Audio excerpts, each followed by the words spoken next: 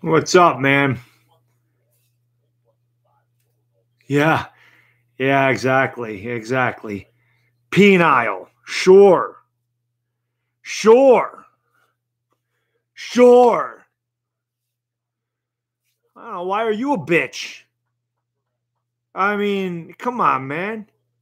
I don't know what's going on with that. I don't know what your problem is. Ever say it to my face one time, that'd be the end. I'd swat you like a fly. What is up? What is up? I know I'm messing with you too. I know you're messing with me.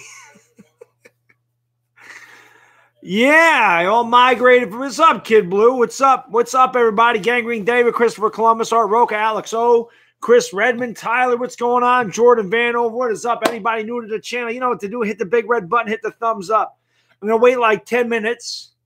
We talk about whatever. I'm going to try this thing today. We're going to see if it works. If the Skype works and people can hear you in the chat, beautiful. If it doesn't, we won't try it again until I can figure it the hell out. I don't plan on doing this on Monday nights because I know Chris has his call-in show. That's why I waited for him to finish. I did not want to step on the guy. I love the guy. I would normally do this on Tuesday. I will not do it every Tuesday. I may do it twice a month if it works. It's just I'm collabing with Rover tomorrow night, so I wasn't going to have the opportunity. And the reason I did this is because I know Chris has the Skype phone number. I don't have a Skype phone number, but Sir Cardinal does this at halftime, and I was able to call in, and he has a little call-in show at halftime of the games he streams, which is a good idea. That is something that I may incorporate into my live streams. I like that idea to do it for a halftime or whatever. So if this works, I will incorporate that. But if it doesn't, like I said, I've had problems trying to use Skype in my live streams. It brings up static. I don't know why. I did try to go through OBS and loop back when I did it. So we'll see what happens. Hopefully this works because I would love to talk to some of you guys. I love that Chris has that call-in show. Like I said, he does it twice a week. I'm not doing it that often. It might be twice a month for me, but I always love that he was able to talk to some of his viewers in live time, and I would like to be able to do that as well. So I think it's a cool thing to do. I love that he does it. It was a great idea. And as far as I know, he was the first guy to do it on YouTube. So a major shout out to him, as always. He does a great job with it. I don't have the patience he does either. I can tell you that right now. I don't. I'm not as nice as he is. I'll tell you that right now. I'm not as nice as he is. not at all. He's a great guy. He's very kind. And like I said, he's really, as far as I know, he was the first one to do this. I never saw anybody else do a call-in show on YouTube. So like I said, much respect to him. I don't plan on doing this a lot. And again, I wanted to wait for him to finish. I didn't want to step on him. But tomorrow night, like I said, I'm collabing with Rover. So I wasn't going to get a chance to do it tomorrow night. If this works, I'll do it not every Tuesday. Like I said, maybe 2 Tuesdays a month. I'm not going to do it that often. And I'm not going to be on for 3 hours. It might be an hour-long thing. Hopefully it works. Like I said, I'm going to wait about 10 minutes. And then I'll tell you, I'll put the name in the, I'll put the name that you want to search on Skype, and you can Skype me, and hopefully it works. Like I said, if it doesn't, we're no worse for the wear because I wasn't going to do it anyway. It's just kind of something, again, more impromptu stuff. So, drinking right the hell out of the 2-liter today. Very uncouth. Who gives a damn? Anyway, thank you guys. Yes, I'm going to collab with Rover on his channel tomorrow night. I don't know exactly what time. It'll probably be about the same time, 9:30, 9:45. But Rover and I worked together once before. It came out really good, but unfortunately, when he moved it over to YouTube, for whatever reason, it didn't work. We used it on Zoom. He couldn't get me on Zoom, so he actually had to talk to me on the phone, and it just didn't come out. So it didn't work. hopefully this time it works because I loved working with Rover the last time. We had a good time doing it, and he cracks me the hell up. He's so out of the box, off the wall, flip-flop. You don't really know you never know what you're going to get with Rover, kind of like you never know what you're going to get with Dave Gettleman. You know, it's crazy, man. Tana, you don't even need to put that link in there. I filled out the winning bracket already. I got it. Baddog's got it on lockdown. Stand up.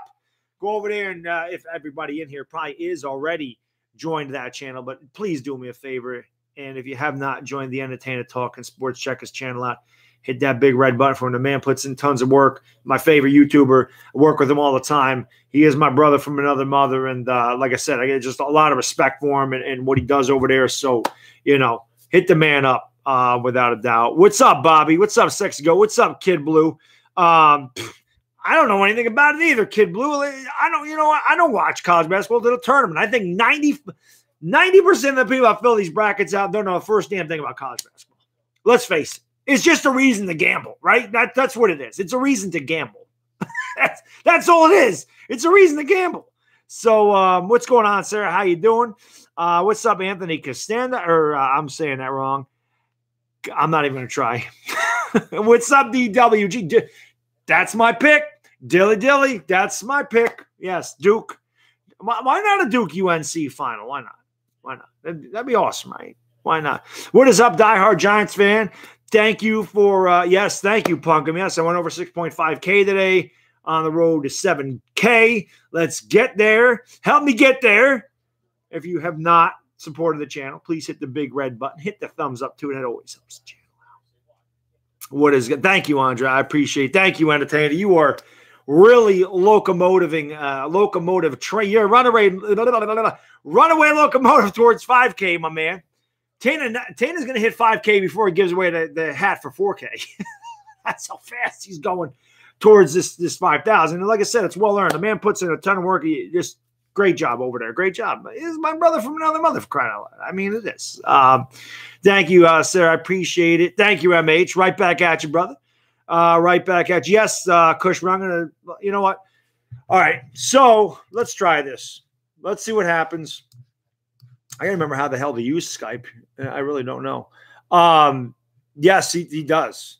I listen, I understand that, Taylor. I don't sleep either. So anytime, my man. All right. So you are looking up this name. This is not my name, by the way. People are going to be like, oh, I know his name. It's not my name. It's actually a play on a Godfather character. But, you know, look that up. There it is. Look that up on Skype. Okay, that's my Skype name. Look that up on Skype. I'll take whatever. I'll take a call.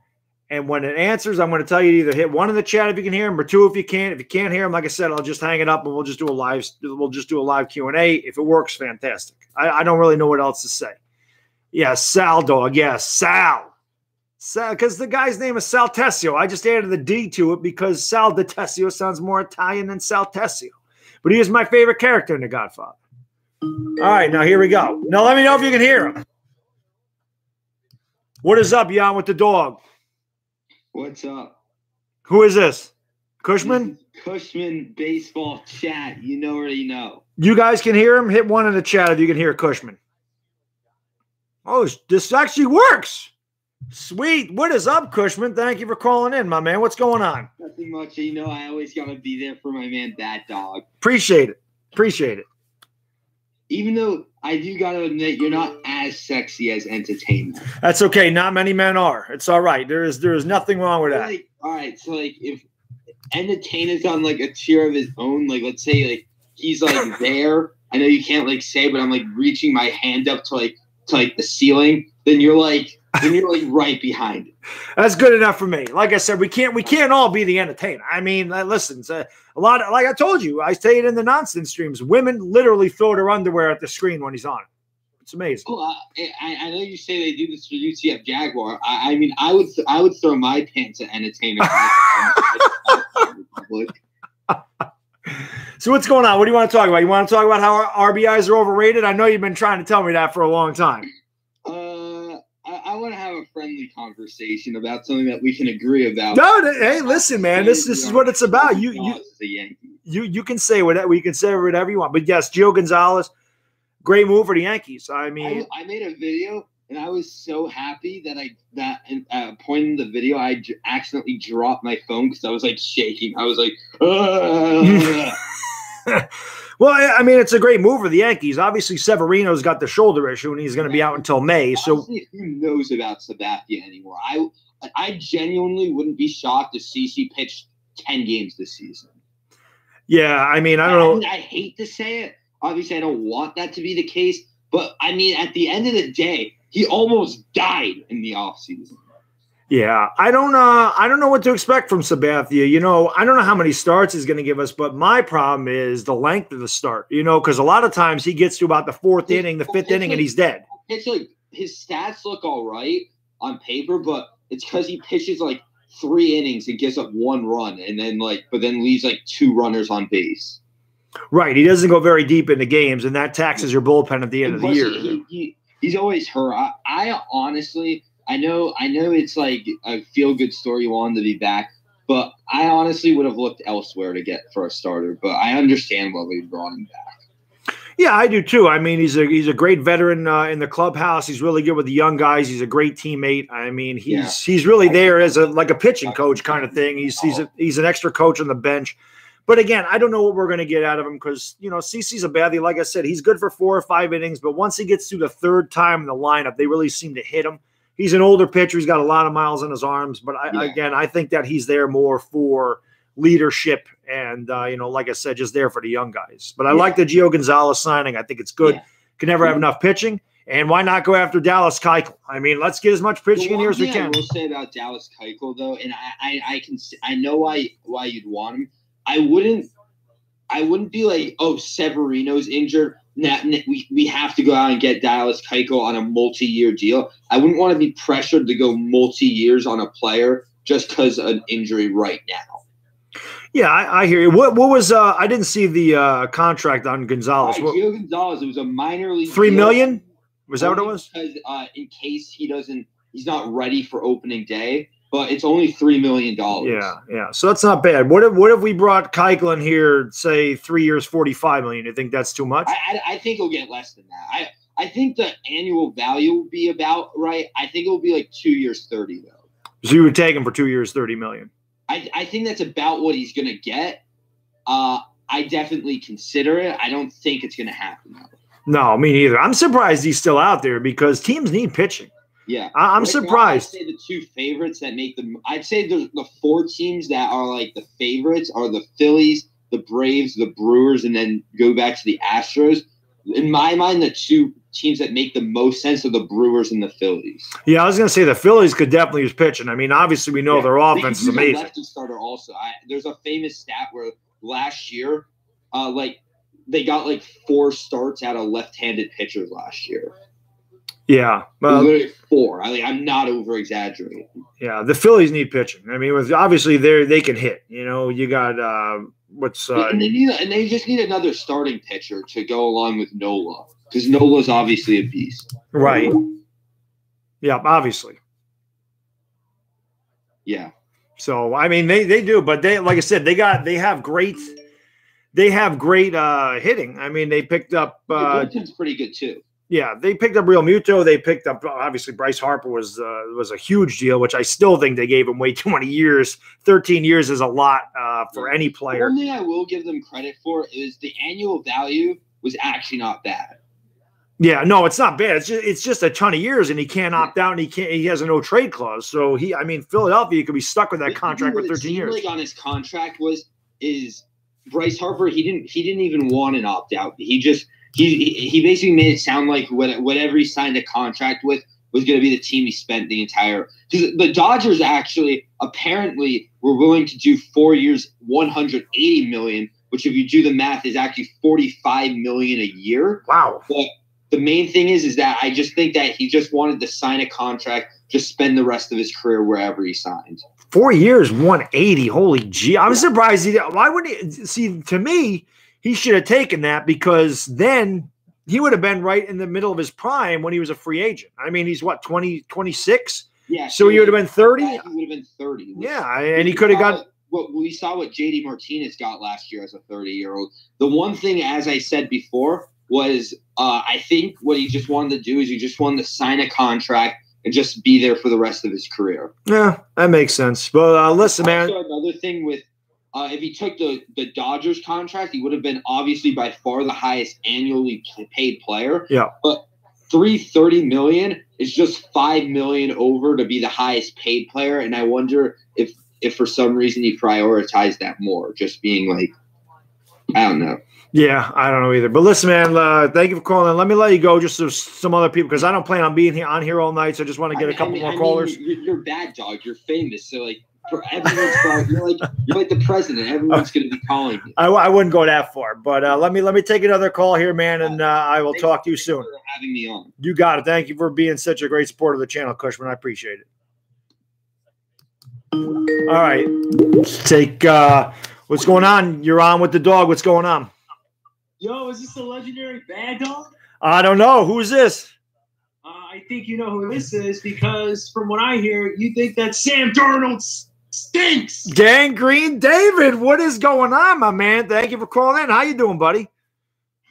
First time I'm ever interacting with you voice to voice for the first time. What's going on, man? You know, it's just a great Monday evening here. Lots of Giants rumors. Crazy offseason in the NFL. I don't know, man. I don't know. And our Yankees picked up Gio Gonzalez today. Yeah, I mean, it's crazy, especially for football-wise. I mean, I'm excited for Yankees offseason.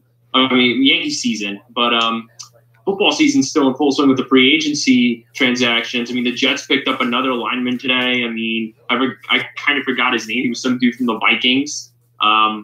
Interesting pickup there.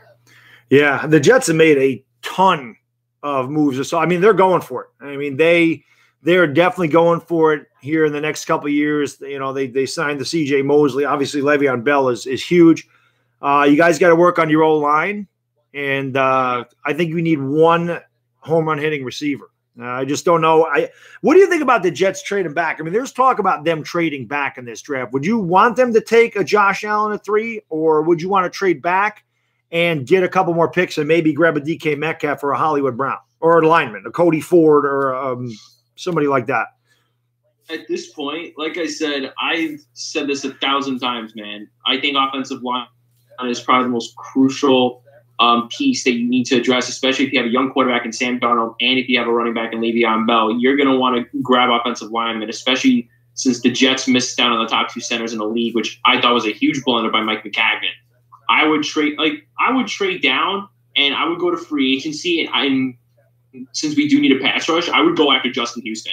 I would. I mean, the dude's still in his relative prime. He's still a beast, and he has veteran instinct and pretty good veteran leadership that he could bring to a defense. I mean, don't get me wrong. Guys like Josh Allen, Quentin Williams are studs, but the Jets don't exactly have a lot of picks in the draft, and then you could trade down in the draft. You could get more pieces to the offensive line, and you could get more picks. You could potentially get a second-round pick back that you traded to get Sam Darnold last year. Right. So the Jets have certain options on the table. Mike McCagnon just has to strike as efficiently as he can. Well, let me ask you this. Would you rather sign Justin Houston to a big deal or keep your 3rd pick and get you Quentin Williams or Josh Allen? Because you're going to be able to get one of those 2 guys no matter who they pick in front of you. I would rather go for Justin Houston. I mean, I do like the young guys in the draft, but look at all the opportunities you have with a guy like Justin Houston. Like I said, the dude's still in his relative prime. You could probably give him a good sized deal. And Justin Houston, he's an experienced pass rusher. He's one of the top pass rushers in football, in my opinion. I mean, obviously not like a DeMarcus Lawrence or anything, but he's definitely a really good pass rusher. And like I said, with a guy like Justin Houston, I think it provides flexibility to trade down in the draft to provide you all the options you can get in regards to getting picks back and even getting more pieces added to your team. Now, hold on. Thank you so much for the Super Chat Entertainer. He returned a favor. He says, get yourself a damn cannoli. I will get a cannoli. Thank you for the Super Chat, brother. Much appreciated. Much love, my man. My brother from another mother over there. But I agree with you, man. I think the Jets got a lot of options with that 3rd pick, and I think they've done a really good job in free agency. I know I don't know if Le'Veon Bell, I won't think that Le'Veon Bell is going to produce the same for the Jets as he did for the Steelers. But you know what? You got a young quarterback there, and we all know the running game is so important, especially when your offensive line isn't great. If you can run the ball, it's going to take a lot of pressure off of Sam Darnold. He can run a little bit. He is mobile. It's going to, work your play action pass a lot. And, if you guys build that offensive line and get a home run hitting receiver, the Jets offense can be really, really dangerous. So, I'd be excited if I was a Jets fan. I know I give you guys hell. It's all in fun. I'm just joking around with that. But I like what you guys have done, and I think you're going in the right direction. I don't know if you guys are really ready to take on the Patriots yet, but I think the AFC East minus Miami is going to be extremely competitive. I think the Bills and Jets and the Patriots will battle for that, and I think they're going to beat up on each other. Maybe 10 games wins that division this year. I think we still have a long way to go in regards to competing with a team like the Patriots. We still have to see these guys in action legitimately before saying stuff like that, because remember, we did acquire new building blocks, but you want to see them in action first. You have Le'Veon Bell, and obviously the guy is a great running back, but like you said, it's obviously no guarantee that he's going to produce at the same level, but the skill set that he has and the caliber level that he's at makes me confident enough in the offense. And also, Adam Gase isn't exactly a coach that you can be exactly confident in at this moment. You want to make sure that Adam Gase can actually learn from his mistakes in Miami. You want to make sure that a lot of these players that you've signed can work effectively under the new coaching scheme that the Jets have. Because let's face it, the Jets have a lot of coaches now with veteran experience. This is an upgrade from Todd Bowles that there's no inexperience on the coaching staff. There's a lot of veteran coaching staff. There's a lot of veteran coaches on the Jets coaching staff. So they obviously have to prove something. And obviously all these guys have to prove something as well. I think this year is going to be more of a prove-it year for the Jets in regards to these new players and these coaches. I do agree, though. I think we're going in the right direction. But a lot of these guys who we signed, especially guys like Le'Veon Bell, and even Brian Poole, who is now apparently supposed to be our new nickel corner, they have a lot to prove before we can even consider, we can compete with a team like the Patriots, because the Patriots, they're, as of right now, they could be guaranteed to clinch the division. So. Yeah, that's true. One thing you'll notice with a bunch of new players is it does take time to build chemistry. It does take time to get acclimated to the system. So they may not gel right away. We saw that with the Giants' offensive line. I think the Giants' offensive line was extremely poor the first 8 games. But once they got out of that bye and they started to build a little chemistry, the left side of the line with Solder and Will Hernandez, and obviously adding Jamon Brown certainly helped. And we don't have Jamon Brown anymore, but I think we upgraded with Kevin Zeitler in that trade with Olivier Vernon. So the Giants' offensive line got better, and you could see them running the ball a lot more effectively at the end of the year, and that's why they started winning games and putting points on the board. So as a Giants fan, although a lot of guys are saying we're tanking this year, we're giving up, and all this other stuff, I'm telling you, man, I wouldn't be surprised if the Giants. I'm not saying we're going to win the division. I'm not saying we're making the playoffs, but people expect us to go 3-13, 4-12. It wouldn't surprise me if we were 7-9 or 8-8. It honestly wouldn't.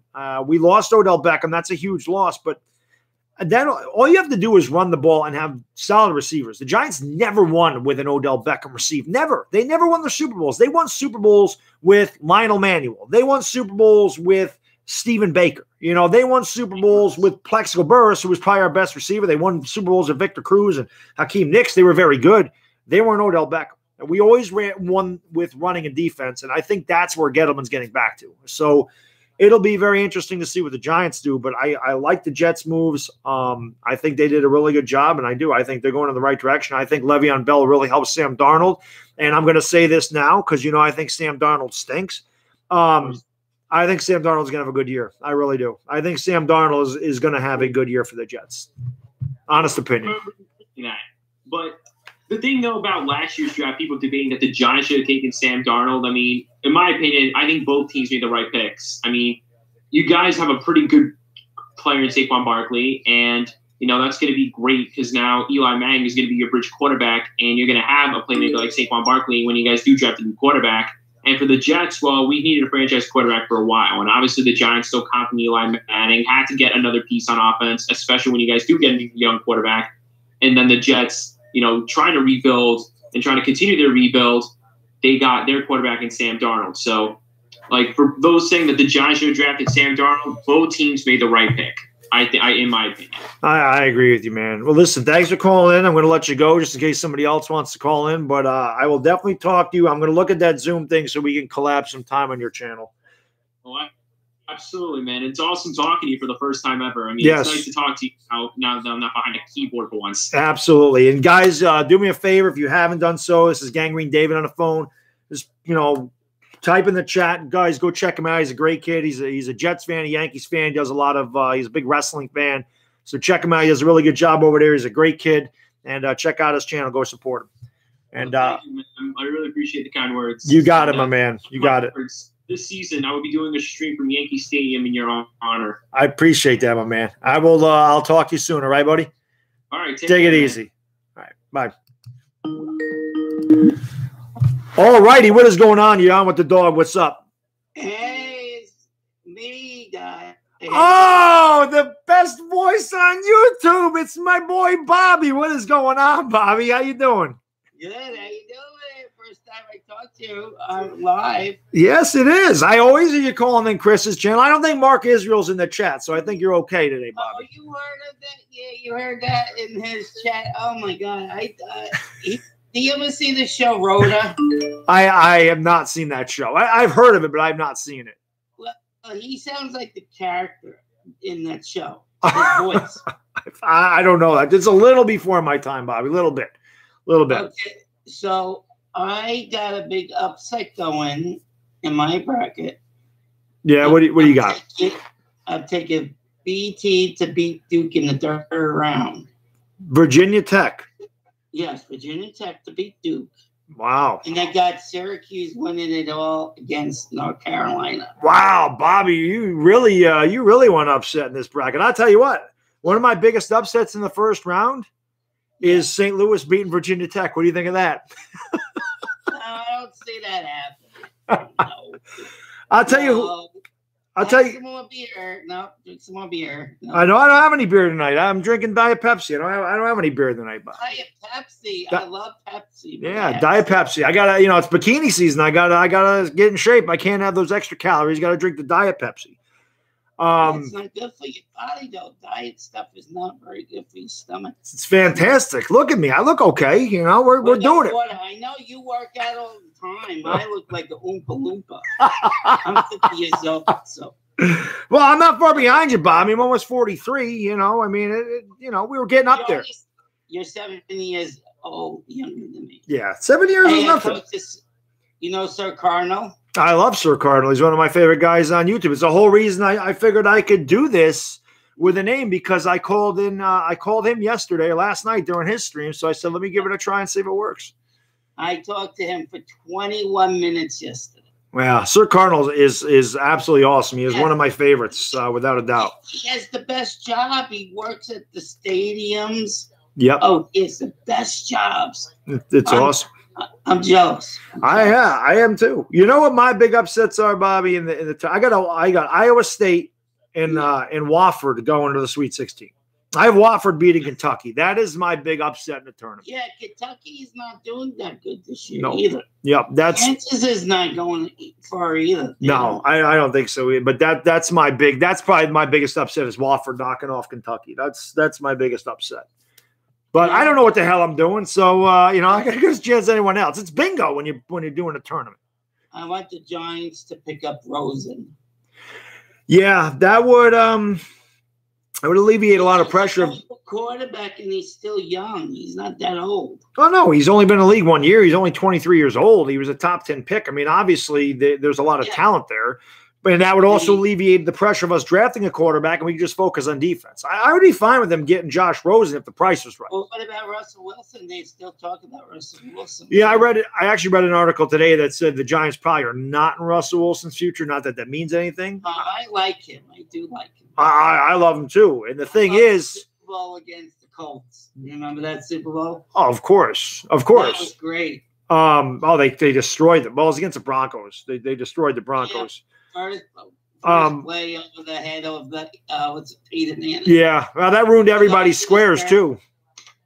call him Eli's sister. You go. That's what I call him, Eli's sister. Eli's sister, Peyton. Yes. But yeah, I got a question for you. sure.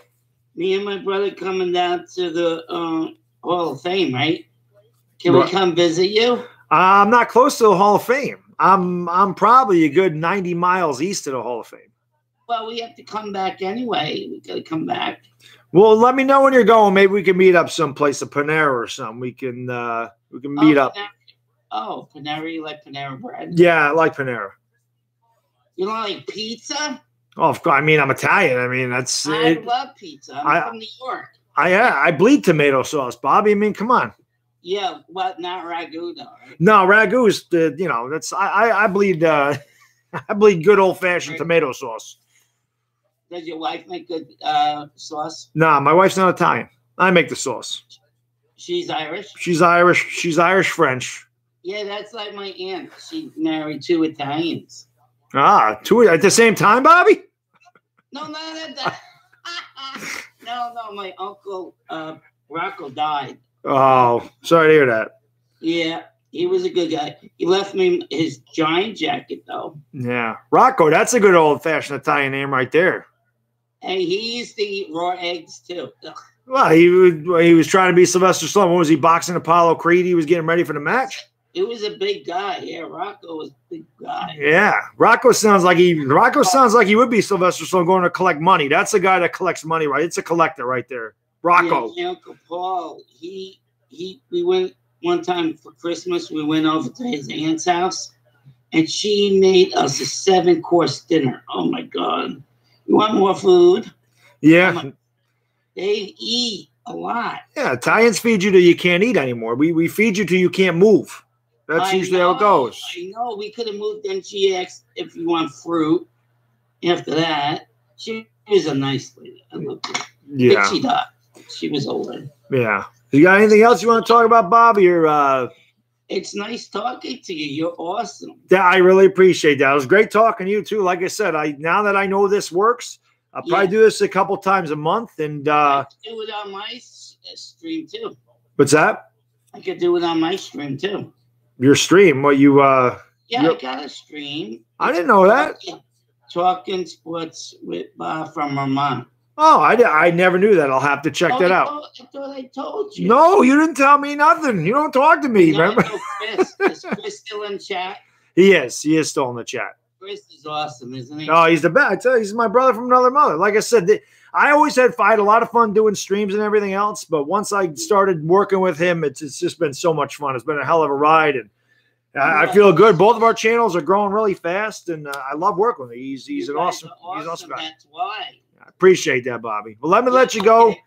All right. My brother going to Shay, and I hope we meet Chris down there too. That'd be awesome. Well, let me let you go. I'm gonna give him a kiss. Yeah, yeah, I know. Asia likes him, but I'll shut my big pie hole now. You're good, Bobby. Thank you so much for calling in. I look forward to hearing from you every time I do this. Yeah, I love talking to you. All right, thanks, Bobby. Talk to you later. Bye-bye. Bye.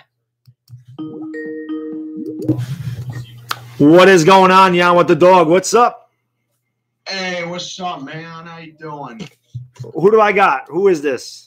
This is Still Maiden. Wait, Still Maiden. What is going on, my man? Thank you for calling in. What's going on? Not much, man. How's it going? Well, like I said, there's always another day in paradise. Every day above ground is a good one, is what they tell me. Yeah. So what do you want to talk about, brother? Just all this. Well, I'm going to just sound like this real quickly. I'm so glad Antonio Brown's out of Pittsburgh, man. I'll be real honest with you. Do you think he got enough for him? I got mixed feelings about that, actually, because, number one, I'm just so happy all the drama's gone. Well, not all of it. Ben's pretty much a diva himself as well, let's be honest. Mm-hmm. But the majority of it's gone. But I do believe at the same time, a third and a fifth, like when I saw that headline on my phone, I couldn't fucking believe it at first. Yep. Because I just thought it was a joke. And then I go online, it's like, wow, this actually happened, third and a fifth. Yeah. You should have gotten at least a second for him. That's what I'm saying. That's why when people talk about the Odell Beckham trade and say the Giants didn't get enough, I compare it to the Antonio Brown trade because Antonio Brown actually put up better numbers than Beckham's entire career. Antonio Brown always had better numbers, and the Steelers didn't even get any. They didn't get a first. They didn't get a second. They got a third and a fifth. The Giants got a first and a third and a young safety in Jabril Peppers, who was a former first-round pick. So I thought the Giants did really well considering what Pittsburgh got for Antonio Brown. And it's the same thing with me. I was happy Beckham was out of here. We get rid of the big contract. And again, he's a head case. He's a distraction. He's a great receiver. He's one of the best in the league. He's fun to watch. He's a huge threat. But, I mean, it was just I'm glad he's out of here. We can move forward without him now. We don't need Odell Beckham chirping in a young quarterback's ear. That's more what I was worried about than anything else. We bring in a Dwayne Haskins. We bring in a Kyler Murray. You don't need Odell Beckham in their face trying to tell them, throw me the ball every time they drop back to pass. So I think it's a good move for Cleveland. I think it's a good move for the Giants. And while everybody outside the Giants organization is laughing at us for the trade, I think in a couple of years it's really going to pay off for us. Yeah, it sounds like it. I mean, I was just about to ask you about that trade with the Browns they got for Beckham. I was just going to ask you about that. You said that, Beckham chirping in a quarterback's ear or whatever. What do you think he's going to do with Baker Mayfield over there? They have a lot of big personalities in that locker room. Jarvis Landry, Odell Beckham, Baker Mayfield, Kareem Hunt when he gets off a suspension. I mean, if it works in Cleveland, great. But if it starts to go bad, I could really see that blowing up in their face. So there's a lot of hype over Cleveland. I get it. They have a world of talent on that team. But if they start underperforming, you never know what you're going to get out of those guys. So it'll be very interesting. I still think Cleveland's going to win the AFC North. I think they're the best team on paper. They should be able to win. Baker Mayfield had an incredible year last year. Nick Chubb had an incredible year last year. They added Olivier Vernon. If he can stay healthy, he's certainly going to help, Myles Garrett and the rest of that pass rush. Denzel Ward's a great cornerback. So they got Landry, and they got Beckham, and they got Antonio Callaway. They got the best receiving core in the league. Then they got a great young quarterback. They should be very dangerous. But if it goes bad, it's going to go bad there. Those are my thoughts on the Browns as well. And that's the big word that I associate the Browns with is should, because I'm not taking anything away. As a Pittsburgh Steelers fan, I can honestly say that they made some great moves so far in the offseason. But, to me, it's like, how do you know that they're really going to go out there, light the world on fire like everyone's claiming them to do right now? Or how do you know that they're just not going to be like the Eagles dream team from like 6-7 years ago? Yeah, it's a good point. For once, there's things actually expected of the Browns now. They're going to have to perform up to a level that, they're not used to performing. There's going to be a lot of pressure on these guys to get it done. And that's something they're not acting because no one's ever expected anything of the Browns. Last year was, no one was picking them to go 7-8-1. Nobody expected them to have the run that they had and almost make the playoffs. So now adding Odell Beckham, adding Olivier Vernon, there's going to be a lot of pressure on those guys to probably win the division. So we'll see how they handle it. There's a lot of young guys over there. We'll see how they handle the pressure. Yeah, definitely. And as far as we go over here, I get a lot of shit for this. I get a lot of flack for this, but I'm just reporting it as it goes. To me, the Steelers this season are either going to really suck or we're going to be really good because it's interesting. It's definitely going to be interesting to see how Juju's going to do as a number one because his first year without Antonio Brown. We're going to see how he's going to handle being double, even triple coverage, because that's how he was able to get all those catches this past season, all those yards this past season, all those touchdowns this past season. No one was laying a finger on him. No one was covering him. That's why he was able to roam around the field all that much. And, Star fans, some of them are some of the biggest stat whores in the NFL, and they just go, oh, look at all the catches he had this season. Look at all the receptions. It's like, yeah, he's a reason why. Right. Yeah, there's a reason why he did that. And then they pull up what Antonio Brown did when AB was Juju's age. And it's like, yeah, there's a reason AB didn't have that much reception yards because he wasn't a number one receiver back then. Right. So that's the first thing. Then you got no Le'Veon Bell, but are you sure that James Conner and well, I hope that God we get rid of Stephen Ridley. I can't stand that guy. I hated that move since it happened. But Jalen Samuels as well. How are you going to – lots of people aren't really respecting our run game right now, so it's going to be interesting to see how they take the reins. Mm-hmm. I believe that we're going to go for a tight end in the draft. I believe we're going to get a middle linebacker. And I believe that secondary is my biggest concern because you take a look at our defense right now. Sure, it was, fifth or sixth this past season. They can get to the quarterback. They can generate the sacks. They can get to the pressure.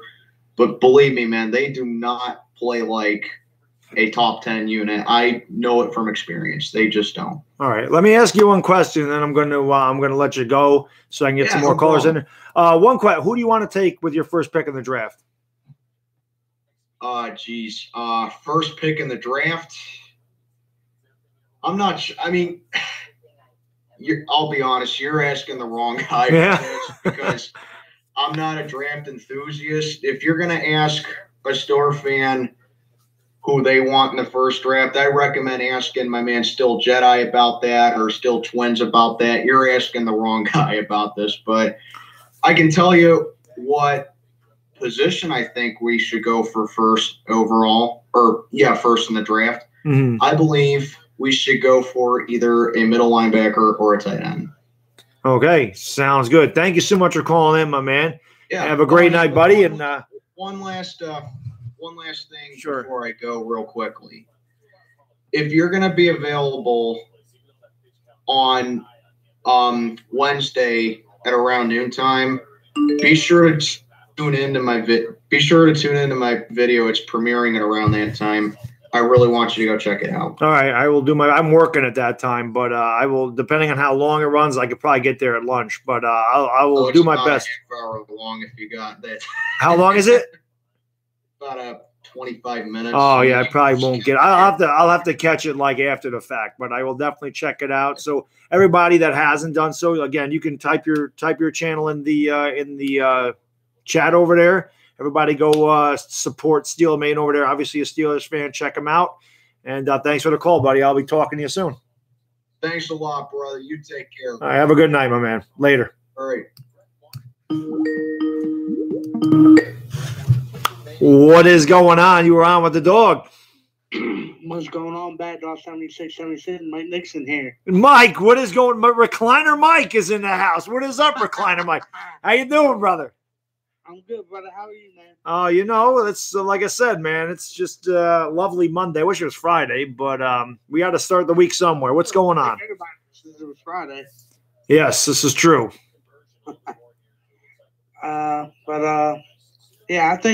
I think all that separate talk, I think it's just rumors. What was that? I said, I think all the separate talk, I think it's just rumors.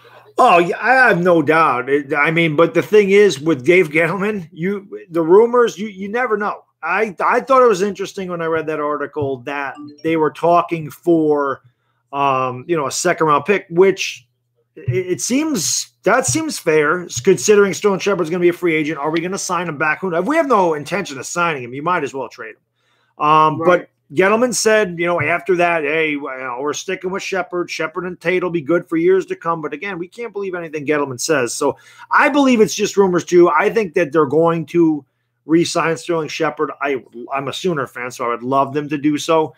But listen, man, Odell Beckham was a lot of guys' favorite players, and they had to deal with that. They have to deal with him moving on. And if Shepard has to move on, and I got to deal with it. Talking to one right now. Yeah. Talking to one right now. So. What was I going to say? Yeah, that second round pick. I mean, I wouldn't even want it because if you really think about it, it's the end of the second round. So basically it's a third. Right. But you can still. That's not like. I mean, I know New England, they wouldn't do it, but that's why I would want that 32nd pick. Yeah. It's almost like even though it's still probably considered a first rounder, but it's better to get that than pretty much get a third. Just want to say hi real quick to Skins Fan All Day. I see you popped in there. He's one of the sponsors of my channel. What's up, Skins Fan All Day? Love that guy. Go sponsor his channel if you get a chance. Go support that man doing a lot of work over there. Big Skins fan. Mike, I don't think that the Patriots would trade a first-round pick for Sterling Shepard. I think that's a little high. The thing is, it is possible that if the Giants make this trade, that they use these things to move up in the draft and get Kyler Murray. That's the one thing I think that if they do make this trade, then maybe you could sit there and, I mean, I would not want to give up number 17. That's for sure. But if you had to give up a couple second-round picks this year and a second-round pick next year, it's something I would consider. I don't really know what Gettleman's doing. But if this offseason's taught us one thing, it is that there is nothing. There's nobody off limits for the New York Giants except for maybe Eli Manning for whatever reason. They don't want to touch Eli Manning, but nobody's safe on this team. We've seen that all offseason. So that's why I thought it was an interesting article, but I hope they re-sign Shepard. He's got too much talent. You can't trust Gettleman as much as you can.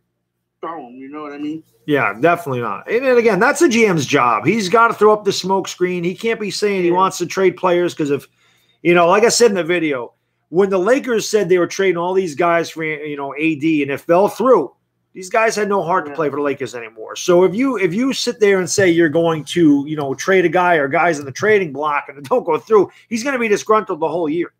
So I don't think a GM can ever actually tip his hand.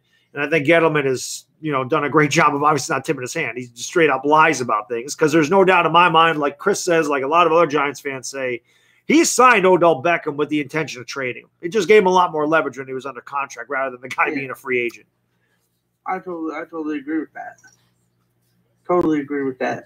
Yeah. I mean, as much as it sucks, but like I'm on the same with like Chris. I don't believe in paying receivers quarterback money. Yeah, it's a lot of money. As much as good as he is, he's probably arguably the best receiver in the league.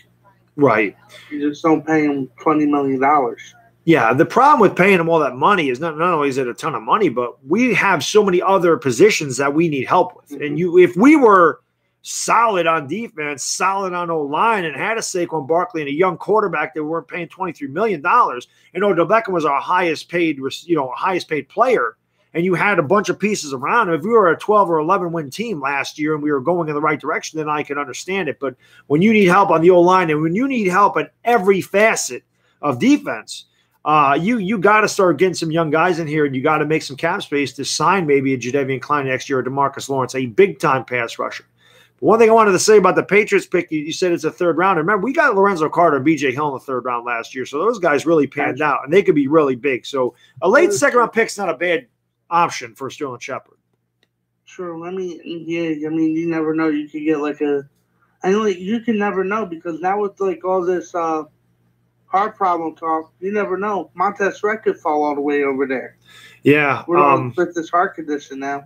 I mean, if that was the case and some reason we did trade Shepard for that second round pick and come to behold that Montez Sweat is there, I'd absolutely take him. I mean, yeah, I know it may be a risk with the heart condition, but you almost have to take him there, wouldn't you say? Oh, absolutely. I mean, he blew up at the combine. He looked great. I'm trying to think of who the guy was that the Raiders took was it Maurice Hurst? What was the guy from Michigan that had the heart problem? And they got Maurice Hurst. It was Maurice Hurst. Okay, they picked him up in the fourth round last year, and I thought that was a great gamble by them. So it's too bad that Sweat has this problem because he would have went. I think he would have went top 15. A lot of players that played through that. I know last year they.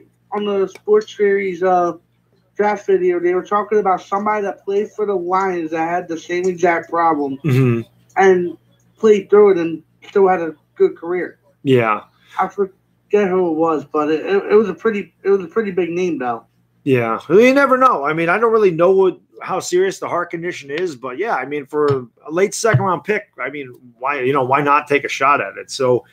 The Giants just got a lot of options. I know guys want right tackles. I've heard Dalton Reiser in the second round. I mean, if we didn't get a right tackle and we could get three guys on defense, I mean, if Dexter Lawrence falls at 37, I would take Dexter Lawrence in a heartbeat. I mean, that guy is an absolute stud. I don't care about the PEDs. I think every football player takes him in one way or the other. That's exactly what I was. That's why I was exactly asking Chris earlier on in his calling show, I said, say like Rosner's there, but we decide to pass on him and we go, our first 3 picks is just all defense. Would you be upset with that? Yeah. What do you say? He said no. I want to hear your take on it. Would you go triple defense even if Rosner's there? Absolutely. I think our offense played well enough at the end of the year last year that we put up enough points, and if our defense could have held these games, we would have won. I mean, we were up, we should have beat the Cowboys. Granted, they had nothing to play for, but we should have never lost that game. We should have beat the Colts. We should have beat the Eagles. You can't blow a 19-3 lead in that game. I know Odell Beckham was held in the end zone, and I understand that they only ran Saquon Barkley 4 times in the second half, and their offense kind of fell apart. But you can't blow a 19-3 lead. You can't blow 21-7 leads. You can't give up a 36-yard touchdown on 4th and 15 at the end of the game.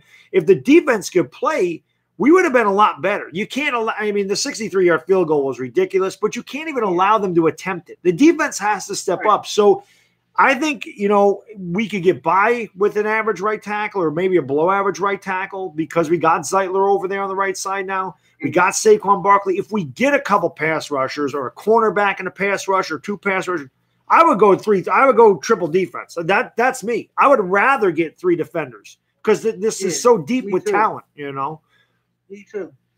Because and then everybody like all my friends trash on the Giants, but they fail to realize for a little bit there, last couple weeks, we had scenarios of possibly winning the division plus possibly getting into the playoffs. Right.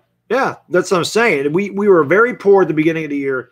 Second half of the season, the offense really found itself, but the defense never got it together. The defense never found it. Secondary was weak. No pass rush whatsoever. We did get a little bit of a pass rush in the second half. I think we had 10 sacks the first 8 games of the year. And then I think in the next 4 or 5 games, they had like 15 or 16 sacks. So they did find it there at the end of the year, but still it was not enough. And, we played some bad teams. We played Tampa, we played San Francisco. Those guys obviously weren't very good. But it was encouraging to see Lorenzo Carter and B.J. Hill come into their own. I think those guys will take a step up this year. And like I said, if you can add, a Devin White, who I love, that'll probably we'll get rid of Alec Ogletree eventually. It'll save more money. But you get Devin White, Dexter Lawrence, and oh God, I can't think of the damn cornerback. Not Greedy Williams, DeAndre Baker. I think. They're going in the right direction. They'd have a very young core of talented defensive players, and I think that's what you got to do. I think the Giants really got to build this defense. They got to focus on defense. They need to focus on defense bad. We really do because even some of maybe not far less like the second Super Bowl, but that first Super Bowl we had a pretty good defense, didn't we? Yes. Oh God, yeah. The first, both defenses were really good. It's just in 2011 they were all injured and they didn't all get healthy until the playoffs, and then they started to dominate. We had O.C. Renor was still there, JPP was there, and Justin Tuck. They all got to play together finally. Week 17 against Dallas, and they played a lot better in the playoffs. So, anything else, buddy? Before I let you go, so I can take another call here. I just want to say it was a good pleasure talking to you for the first time. Everybody, sub up Baddog 7676. I'm glad I found your channel, brother. I found you through Philly 500, and I'm just glad I found your channel. You're a great dude. You and Entertainer are both great people, and I'm glad I found your channel. Thank you, Mike. Thank you for being such a great supporter of the channel. I really appreciate it, and I hope to talk to you again when I do this again. All right, my man? Of course, brother. Take it easy. Have a great night, my man. Later. Wow. Oh, I know who this is. Stuck in the 80s. What is going on, my man? What is up, Mr. Baddog 7676? My man, if you guys don't know Stuck in the 80s, Bobby, I will take you next. I see you up there. I will take you next, Bobby Montagna, definitely. I'll take you right after this call. What is going on? If you guys are not have not supported Stuck in the 80s, please go over there and check out his channel. The guy does amazing work. Hit that big red button from a man. He does all 80s reviews. Great channel. I love his channel. It's fantastic. What is going on, brother? I appreciate that. And if either one of us can ever get our OBS to work, I would love to do a top 20 horror movies of the 80s with you because I feel like that's at least an hour and a half of talk right there. Oh God, that would be the best. I would love to do that. I'm gonna work on this and see if I can't get this. I'm thinking with a microphone now that I actually have a microphone and I don't use the mic on the computer, it might work. I just have to go through the steps again of looking how to use loopback through OBS, and I'll take a look at it. But I would definitely love to collab with you. I think that'd be awesome. Indeed. So I want to talk to you a little bit tonight about OBJ, the trade, and Antonio Brown trade. Because I still see a lot of Giants fans are upset saying we didn't get enough for OBJ. And look, I'm just as unhappy as anybody else that he left the team. Was he a knucklehead? Absolutely. But he was a phenomenal talent when healthy on the field, and his head was in the right place. But in the 5 years OBJ's been in the league, Baddog, he's played 59 games, 390 receptions in those 5 years, 5,476 yards, and 44 touchdowns. Great numbers. Antonio Brown in those 5 years, 76 games, 576 receptions, 7,646 yards, and 59 touchdowns. Yep. All the Steelers got was a third and a fifth. We got a first, a third, and jabroni peppers. So I think it was a good trade in the end.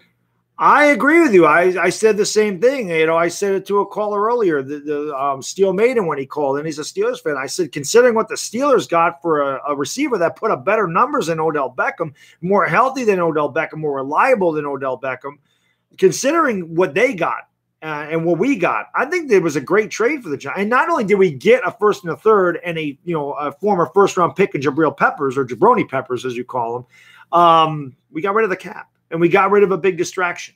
I think that was a part of the thing. Odell Beckham obviously didn't believe in Eli Manning, threw him under the bus a lot, and I think that's a big reason that, Gettleman knew when he came in here he was getting rid of Odell Beckham. There's not a question in my mind. Gettleman said, I'm not putting up with this crap. We're going to move on from him, and we're going to get what we can get. People are saying the Giants should got 2 first-round picks. Nobody was offering us 2 first-round picks. San Francisco was not offering the second overall pick. They asked about that. They weren't offering that. So they got what they could get. They got a great, they got a young safety. They got 2 picks, and they got rid of the $19 million a year in the distractions. So I think it was a great move by the Giants. Great move indeed. The only thing I don't like is if we're doing this full-on rebuild mode, which it certainly looks like we are, keeping Eli and that huge salary on the roster with the recent signing bonus or whatever it was, I don't get it, but it is what it is. Yeah. Well, I did a video on that earlier today, actually, and the reason I feel like we kept him is what option did we have? Like, what could we have done? Were we going to sign Ryan Fitzpatrick as a stopgap? We weren't going to sign Nick Foles. He was a fortune. Were we going to go out and get Teddy Bridgewater? Were we going to sign Tyrod Taylor? Like, what were we going to do?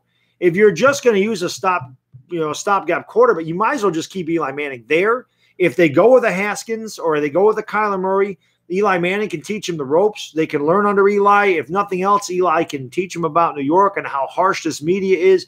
I think Eli Manning could be really good for a young quarterback to deal with New York and to, learn the system and everything else. But I think that's a big reason he's here. I also think that after what happened with the Geno Smith stuff, there's no way this front office was just going to cut Eli Manning. They just weren't going to. He means too much to the franchise.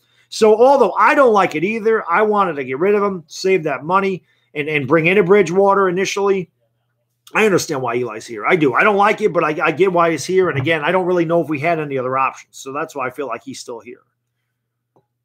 I agree with everything you said 100%, but I just worry with this draft. I don't think we're taking a quarterback. My gut's telling me we're not drafting one. I don't either. I think, like I said, I'll be happy with defense, those first 3 picks. Give me defense the first 3 picks. Because again, now, this is something I forgot to mention when I was talking about the Russell Wilson earlier on.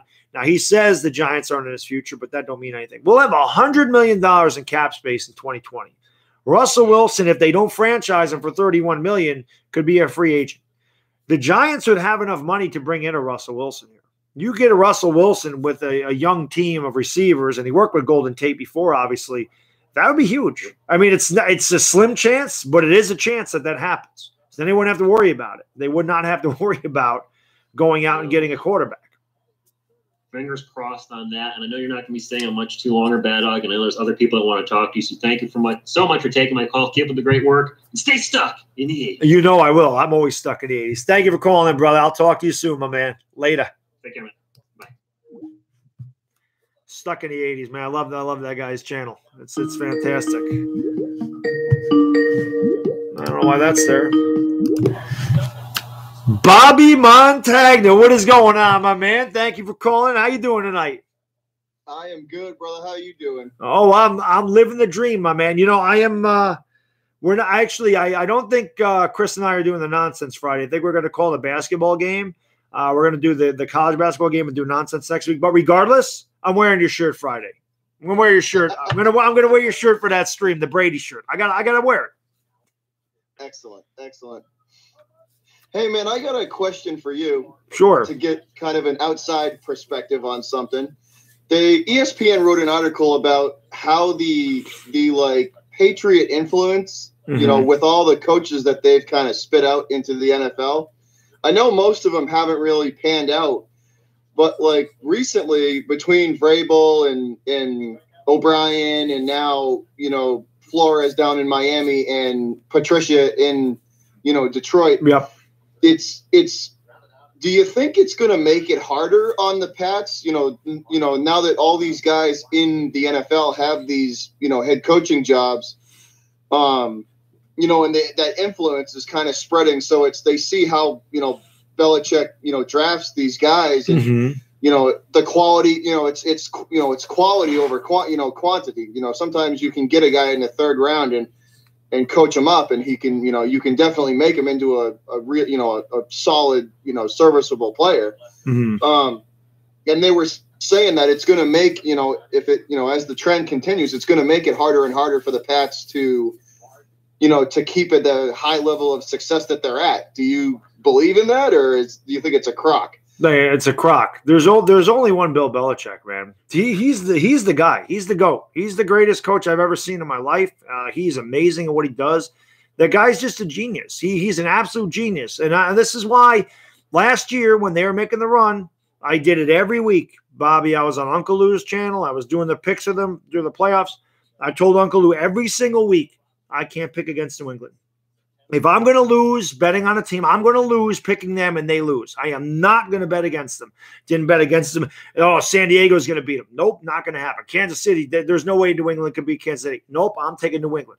And then, no, the Rams are going to bet. No, I'm taking New England. I don't bet against Tom Brady. Never. I won't do that. I refuse to do it. I think Bill Belichick always gets the most. That's what makes a great coach. They don't have the greatest talent, but they use it.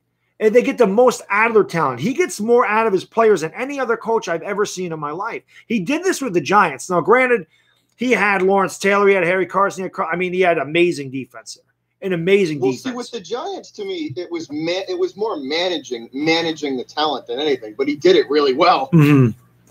But you look at the game plan he had against the Bills in 1990. That was amazing. I mean, he was dropping 8 guys into coverage. That's why Thurman Thomas had such a big. He said, you know what, the hell with this. We're not going to rush Jim Kelly. If they're going to beat us, let them run to beat us. But they are not throwing. They're not going to run that K gun. They're not going to go hurry up. We're going to drop 8 men into cover. They didn't do it at the beginning of the game. And then I think it was midway through the second quarter, they started dropping 8 guys. And you take a look at the highlights and watch the game. Those receivers got their ass kicked. Guys like Myron Guyton and Mark Collins were lighting them up because they had nowhere to go. They flooded the passing lanes. And I don't remember ever seeing a coach just legitimately drop 8 guys almost every play. It was crazy, but it worked, you know? So it absolutely did. But so like the article was saying, you know, I personally, I thought it was a crock too. I didn't like it's 90% of that is it's Belichick. And then they just, you know, it's Belichick that develops the game plan and they just, you know, he just lets his guys, you know, execute it. And if there's a problem, he goes and fixes it. So as long as Belichick's still in New England, no matter who they spit out these head coaches into where, you know, no matter where they're going, I still don't think it's going to make a difference. Yeah. As long as Brady, Belichick, and McDaniels are together, that trio, that's all that's going to matter. Who else was Charlie Weiss one of your guys? And he went somewhere else. He went to Notre Dame, right? Or did he go to the NFL first? He did go. I forget where I believe he went to I don't know if he had a coaching job, but I think he went somewhere else and failed. And then he went to Notre Dame and he didn't do well there either. He didn't do well at all in Notre Dame. Right. They ran him out of town. Right. So that's what I mean. I mean, you know, it just because you come from a great coach doesn't necessarily going to mean you're a great head coach. You could be a great coordinator under a coach like Bill Belichick and just, when you become a head coach, it's much different. I mean, look at Ben McAdoo. Ben McAdoo is a very good offensive coordinator. When he became the head coach of Giants, that guy couldn't get out of his own way. He didn't know how the hell to be a head coach. Some guys don't know how to be a head coach. There's a lot more to it than just developing a game plan. It's managing personalities. It's knowing, what personnel to take in the draft. There's a lot more things that go on when you're a head coach than when you're a coordinator. So it doesn't necessarily mean – no, go ahead. No. The best example of that is Billy O'Brien. And look, I mean, he had his best year, last year, I think, or 2 years ago. And it's taken him that long to get kind of over that 500 hump, that 500 mark. Right. It ain't easy, man. It's just, like you said, just because you come from a Hall of Fame coach doesn't mean you're going to be a good head coach. Exactly. It's a difficult position. It's a lot different than being an offensive coordinator because now all eyes are on you, so it's difficult. Nobody's Belichick. There are no Belichicks, man. It's strange. The Giants, you look at some of the guys that they spit out. I say this all the time. They've had the greatest coaches in the history of football. Lombardi came from our system. Landry came from our system. Parcells, Belichick. I mean, Sean Payton was ours. John Fox was ours. I mean, it's amazing how many great head coaches came out of the Giants coaching tree. It's crazy. If you made a top 10 of, if you made a top 10 of the head coaches, 4 to 6 of them would have to come from the Giants organization. Yeah, it's crazy. And now we can't find a damn head coach to save our life. It's also crazy. Well, look at when Belichick leaves, the playing field's going to be level again. It's going to drop right back down to. Oh yeah. You know what I mean? Oh yeah. When he retires, it's going to be that playing field's going to level off real quick. Oh, absolutely, absolutely. Once Belichick and Brady are gone, it's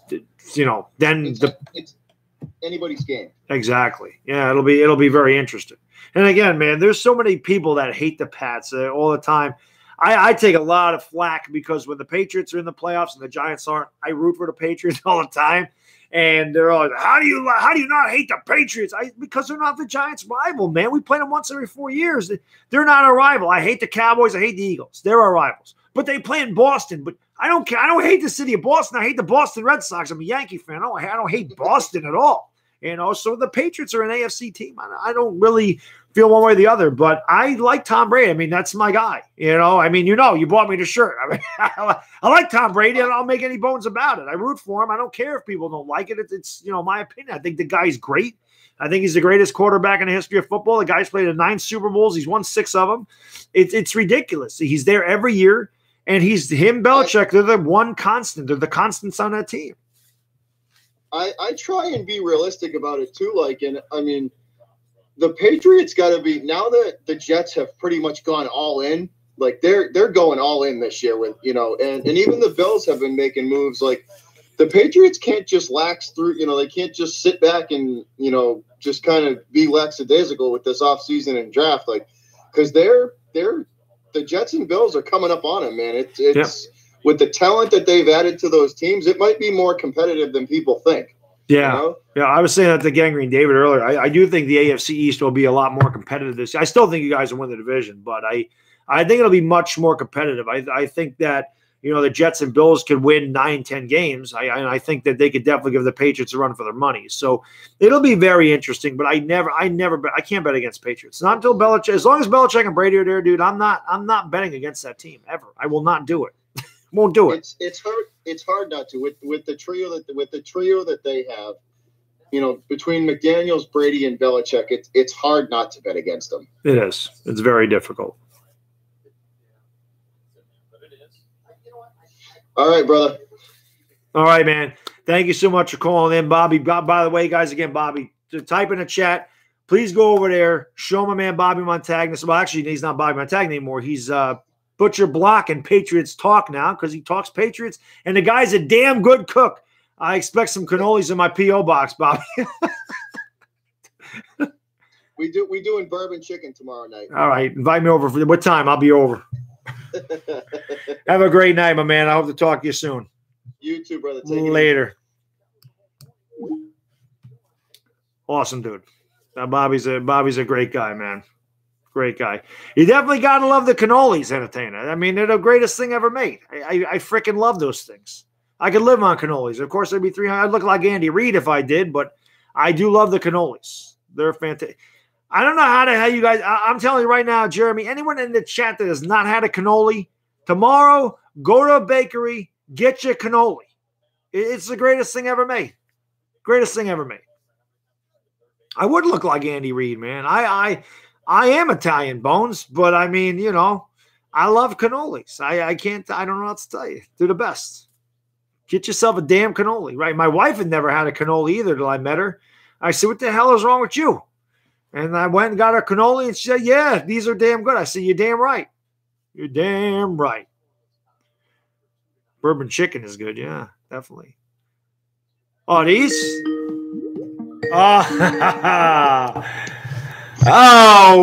Who is this? Would this happen to be the Sexy 16 winner? Did I call the wrong number? I'm What? trying to get in touch with Baddog. Yeah, what's up, you jerk off? How you doing? The entertainer's in the house. I call and I saw that nobody was calling for a couple of seconds, so I give you a quick call. Yeah. You're doing a great job here on your first call-in show. Thank you. I learn from the best. I study, and you know, I'm a film study guy, you know, so I don't want to be like Kyler Murray. I'm good at the whiteboard, and I take notes. Like I told you, I listen to you in the car all the time, so I'm taking notes. You're doing a great job. I'm having a good time. You're talking cannolis. You get me excited over here. Yeah, of course. Yeah, I mean, I guess we could talk some sports, but we always do that. But we could talk some Giants football. Yeah. I was gonna say half the chat probably got excited when you called in. We all know how you do over there.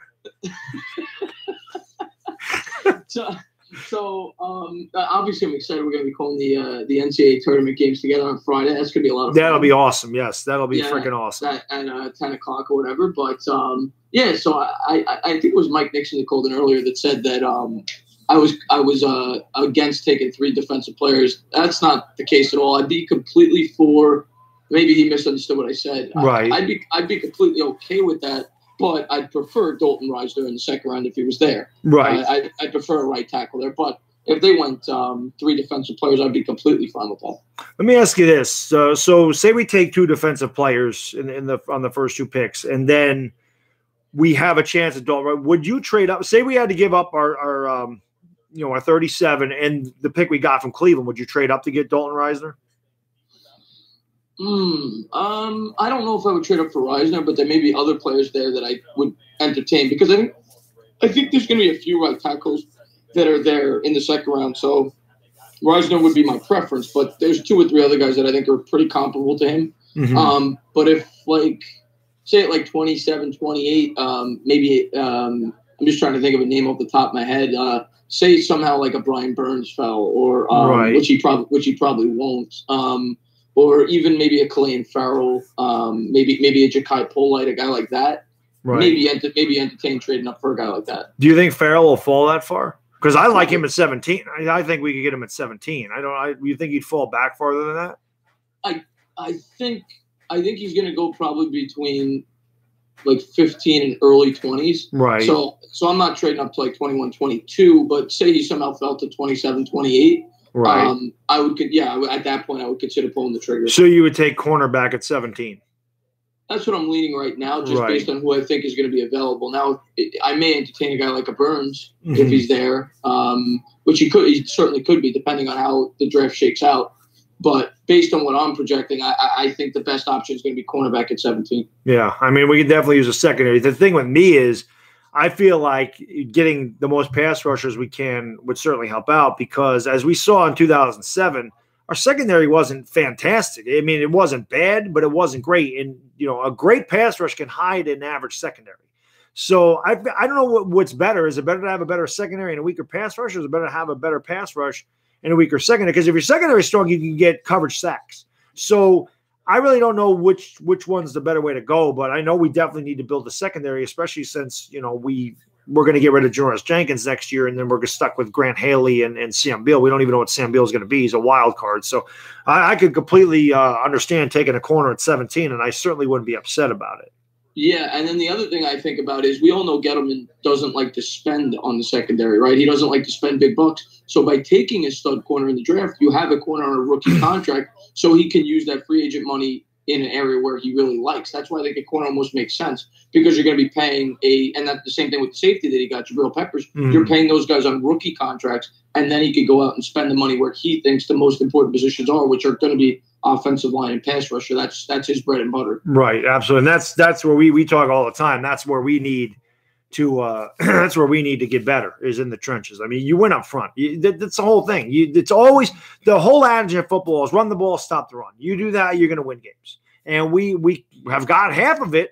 Even with a bad offensive line, we got the guy that can run the ball. We just have to learn how to stop the run and get some pressure on the damn quarterback. Like I said, for all the crap that was talked about the Giants last year, for as bad as we were, for as bad as Eli was, for as bad as our offensive line was, if the defense holds, we win 9 games, man. I mean, as bad as it is, and we're making things better here, So we were 1-3 those last 4 games without Beckham, but the only one that we really got shelled in was that Titans game, which was just a disgraceful game. But we should have beat the Cowboys, and we should have beat the Colts. I see. I'm just laughing. I completely agree with everything you said. I think we easily could have won 8 or 9. I just see people in the chat saying I'm on Quaaludes. I live in an apartment building, so I'm not speaking that loud. I'm trying. I see someone that asked me how much to take my shirt off. wrong stream. Friday night. Well, not this Friday, but I'm actually I don't have a hairy chest. That's the Irish part of me there, Maddie. But thank you for asking. Yeah, but no. I'm trying to keep it down a little bit. But no, I just wanted to call in and support you. I think you're doing a great job. I saw the opportunity to call in because it was slowing down for a bit. I'm like, I'll call in now because I don't want to bother anybody, because I know your fans are going to want to call in and talk to you. So, but I think this is a great idea. Even if you do it like you said once every other week, just to be able to connect with your fans. I think people love it. So yeah, I think it's a good idea. Thank you so much for the super chat. South Ebony says, please keep the shirt on. Don't worry, I'm going to keep the shirt on, my man. But yeah, thank you for calling in. And again, man, you're a huge inspiration for me doing this. Like I said, it'll probably be a couple times a month, and it'll be on Tuesdays. I didn't want to step on you tonight, but I'm doing the collab with Rover, and I just wanted to try this out. And I like what Sir Cardinal does. Like that, I'm probably going to incorporate into the streams as the halftime call-in thing. That's why I said if he could do this without a Skype number, then maybe it'll work for me. So I'm glad you called in, and I definitely look forward to the Giants show Wednesday, and I can't wait to call a basketball game with you on Friday. I think it's going to be freaking awesome, man. All right, buddy. Yeah, we'll definitely see you on Friday, buddy. Absolutely. And anybody that is not subscribed to the Entertain, I don't know where the hell you've been, but he's in the chat. Go over there and support his channel. Hit the big red button, ring the bell. He loves it. He loves when you ring his bell. He loves when you bring dolphins and turtles to the party. Just check him out. And I'll talk to you later, buddy. All right, man. Have a great night. Keep up the good work. Thank you. You too. Later. All right. That is the freaking man. I'm going to go to midnight, and then we'll call it a night. But just in case anybody wants to call in and doesn't know what because it's been a while, this is the Skype name. There's my Skype name. So if you look that up, you'll be able to find it on there. And like I said, I'll probably take a couple more calls. I'll go to midnight, and then I'm going to go to bed.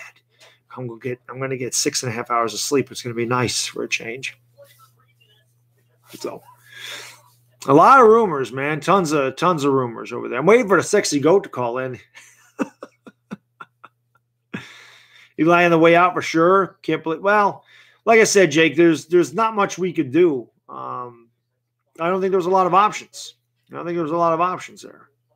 I think that the Eli Manning was the guy. I think Eli Manning is the one that we had to keep. I mean, like I said, were we going to sign Ryan Fitzpatrick for 2 years? Are we going to sign Teddy Bridgewater?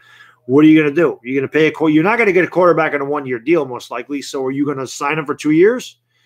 It's just if we're rebuilding or we're whatever we're doing this year, it might as well be Eli Manning because at least he can give a young quarterback tutelage. And that's the whole thing. Thank you, Kid Blue. I appreciate that, my man. Anybody that ain't done so with him either, please go over there, support Kid Blue RB27. He does great work.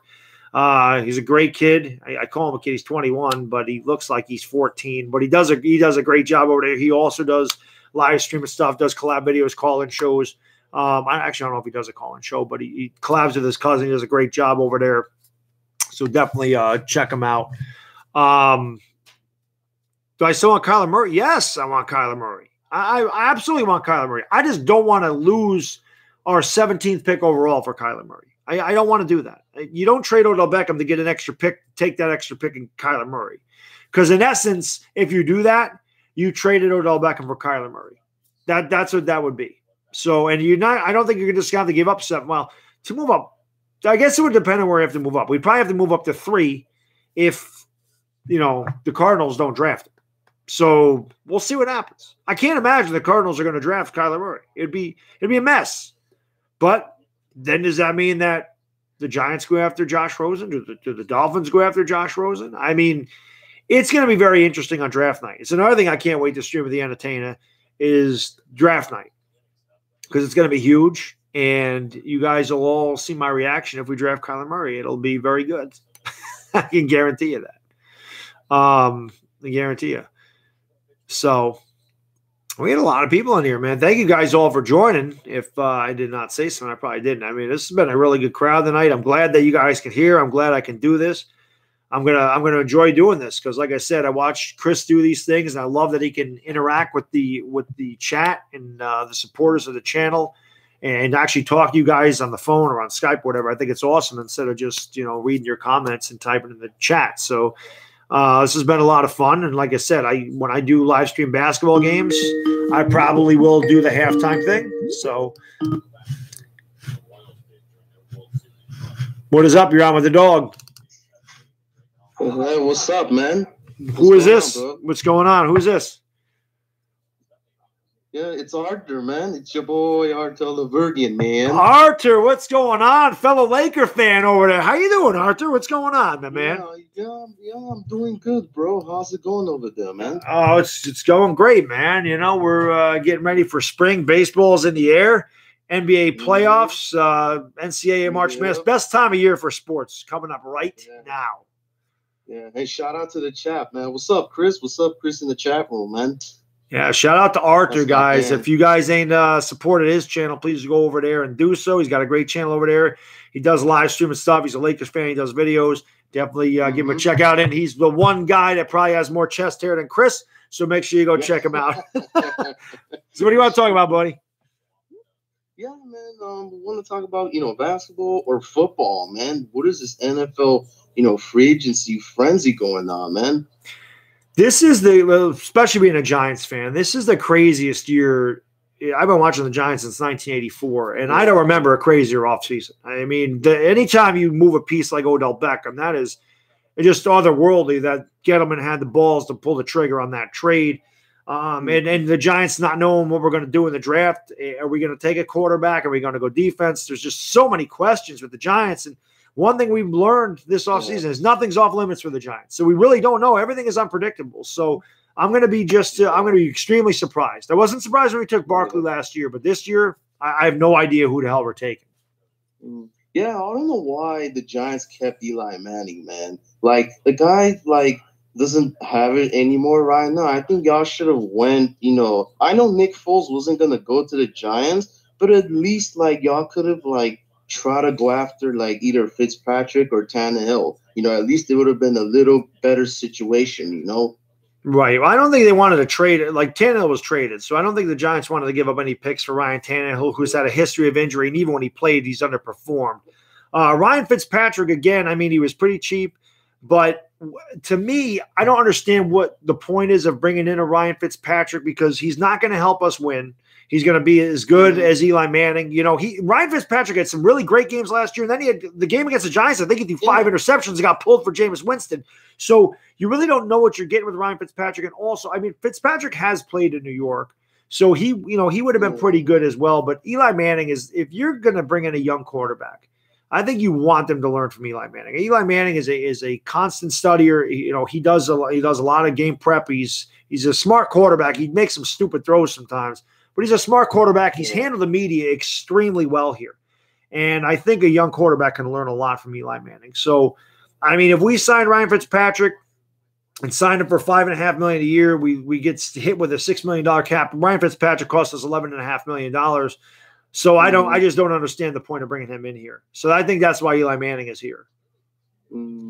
Yeah, and then I'm also like looking at my Steelers. At least they finally like made a move by going out there getting Mark Barron, a linebacker. I don't know, I forgot which team he played for, but I'm glad like we actually bought Mark Barron because we don't even know if Ryan Shazier's either done or maybe play. But I'm just thinking he's done, man. Yeah, that was this injury. bad injury. That's why I'm like a little kind of like happy that at least we bought in a defense player because defense is like really badly like needed. Yeah. Oh, defense is key. I mean, defense is key to anything. And I think that hurt the Steelers last year was their defense. I think their offense was good enough to win, but their defense, it let them down at times and they fell apart there at the end of the year. And I think that getting rid of, even though, I look at it with Odell Beckham, it's the same thing with me. With the Giants, it's addition by subtraction. I think it's the same thing with you guys, although I don't think you got enough for AB. I don't think you got enough for Antonio Brown. I think you guys got hosed there, but Le'Veon Bell held out. You guys got rid of the distractions, and now you can move forward without those guys there. I think it'll be better for you guys in the long run.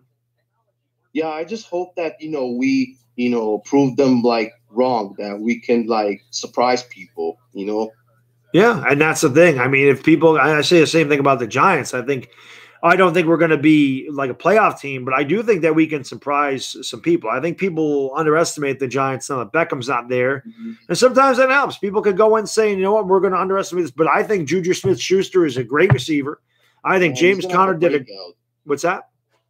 He may have a breakout. I just hope he has a breakout season. Yeah. I mean, I think that like I said, James Conner did a fabulous job. He got a great offensive line. He still got Big Ben. I mean, I think the Steelers' offense is okay, but I just, they lost. They did fine with that Le'Veon Bell last year. It will be interesting, as Steel Maiden said earlier, it'll be interesting to see what Juju Smith-Schuster does as a number one this year and having more attention focused on him, drawing the best cornerbacks of a lot of teams. It'll be interesting. But I'm going to ask you the same thing I asked you. I just hope that your Giants surprise people also. Because I don't like the Browns that much, right? So I just hope that your Giants like prove them wrong and get the last laugh out of the Browns. Yeah, well, we'll see what happens. Like I said, they got a great. Speaking of last laugh, man, what the hell happened Sunday night, man? Your New York Knicks won. Oh, that was great. I streamed that game. It was a lot of fun. It was a great game. Those two teams obviously have had. The Knicks are horrible, and the Lakers underachieved. And the Lakers dealt with so many injuries this year, it's not even funny. And I also think that team kind of fell apart after the trade fell through. I mean, as I said, yeah, I don't know why I don't know how the hell New Orleans turned that down. I think they were foolish to turn that trade down. But I just think the Lakers they couldn't get too many injuries. And but as bad as those teams have been this year, that was a hell of a game. That was a great game. A great game. Oh, yeah, it was back and forth game. Yeah, it was awesome. I mean, when the Lakers were up by 11, I really didn't have a lot of faith in the Knicks, but they hit a couple big shots. Moutier really performed well, and Hazoni with the stuff at the end. It was an awesome game. I've been lucky. The last week, most of the basketball games I streamed were really good, so that was fun, man. The Lakers and Knicks. The Knicks beat them twice this year. And before I go, because I'm already like looking that people want to call right now. Before I want to go, can I say something about the Lakers tanking? Absolutely. I believe like this Lakers tanking is kind of a good idea for me, if you ask me, because when I'm watching RJ Barrett at this Duke college basketball along with Cameron Reddish, this guy's putting up great shooting numbers, bro. The guy scored 32 points like last night or the other day. The guy looks like a beast, man. So I don't have a problem with kind of tanking so we can actually get RJ Barrett. And if we can't get RJ Barrett, I can actually get Cameron Reddish. Yeah. Duke has a ton of talent. That's why I have them winning the tournament. I mean, unless they fall flat on their face, I don't see it if they stay healthy. I don't see a team beating Duke in the playoffs. Yeah, I got Duke winning the whole thing. But what the hell do I know? It's a guessing game. There's a tournament, so but that's my pick. So thanks for calling. Man, I gotta head out. I'm gonna let the people call in. Just want to come in and say, what's up, man? Like, what's popping, man? Just like how I do to Chris, man. Yeah, I appreciate the call, Arthur. And like I said, when I do this a couple times a month, I hope you're a regular caller. And thank you for being such an awesome supporter of my channel. Please, can I send a message to your subscribers? Absolutely, go right ahead. Yep. By the way, to Baddog subscribers, hey, thank you guys so much, man, for the support. I really, really, really appreciate you guys, man. You know, you could have asked better than this, man. You guys didn't have to do that, but I appreciate that you guys have been, like, you know, supporting my channel, from Chris, the Bad Dogs, the Sports Fury, Gangrene David. I mean, you name it, Kevo, you name it, man. You could have asked any better than this, man. So salute to you, Chris, Bad Dog, and your subscribers. Salute to you guys, man. That's all I gotta say, guys. All right. Keep doing y'all thing, man.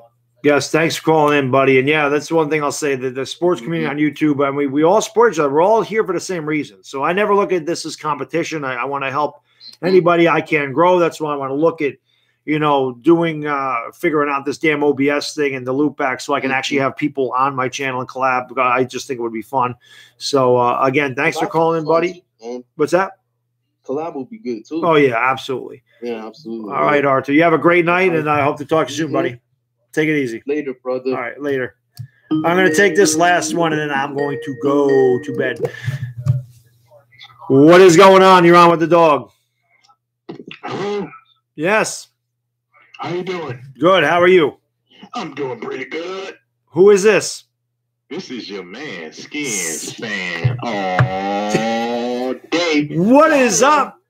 Skins fan all day is in the house, my man. Hey, great job today. Your skin sign, Eric Flowers. All right, I'm gonna give you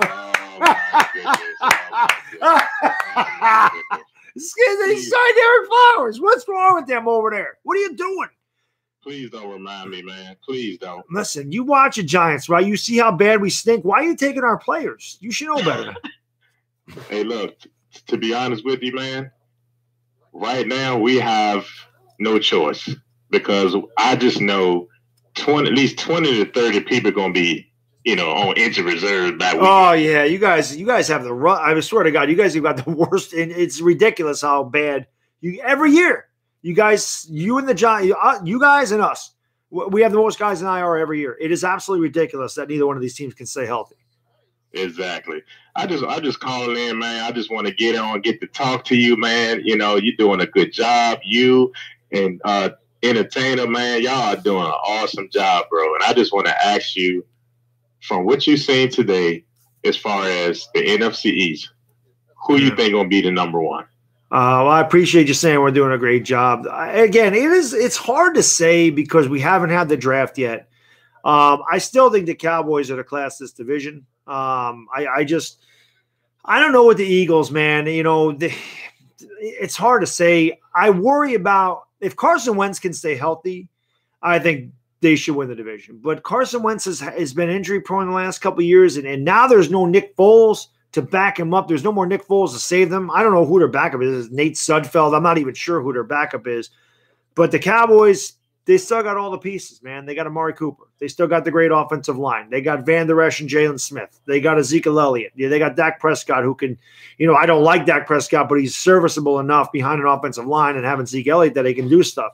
I think they need a tight end. I don't think Jason Witten's going to do much for them, and I think they need a wide receiver. What's going to hurt the Cowboys is they don't have a first-round pick, but they got Amari Cooper. If the Cowboys can't win it here in the next couple of years, they're in trouble because they're going to have to sign Zeke, and they're going to have to let DeMarcus Lawrence walk. They have to sign Prescott. They're going to have to sign a lot of guys. So they better win it here in a couple of years. They're going to find themselves in cap hell because they're not going to be able to sign all these guys. Hey, man, look, I'm upset you're saying this stuff. I don't want to say it either. You think I don't want to say that?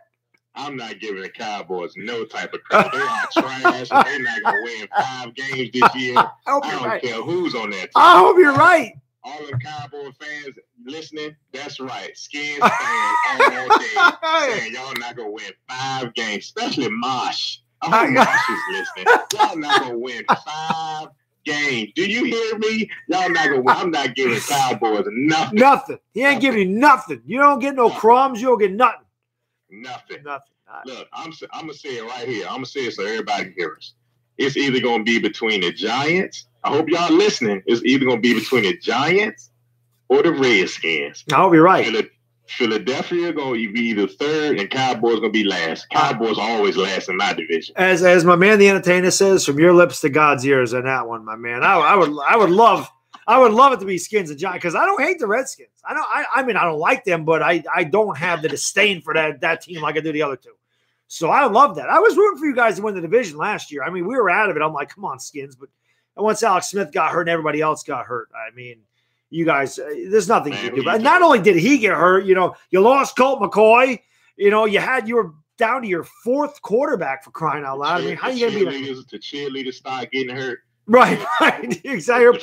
The flag boys was getting hurt. It's crazy. Hot dog people selling hot dogs was getting hurt. Man, I don't know, man. It's just something with that stadium, man. You know what I'm saying? I do. You guys, it's crazy. I don't understand how it goes, but man, alive, I don't know how every year you guys suffer the worst injuries. It's crazy.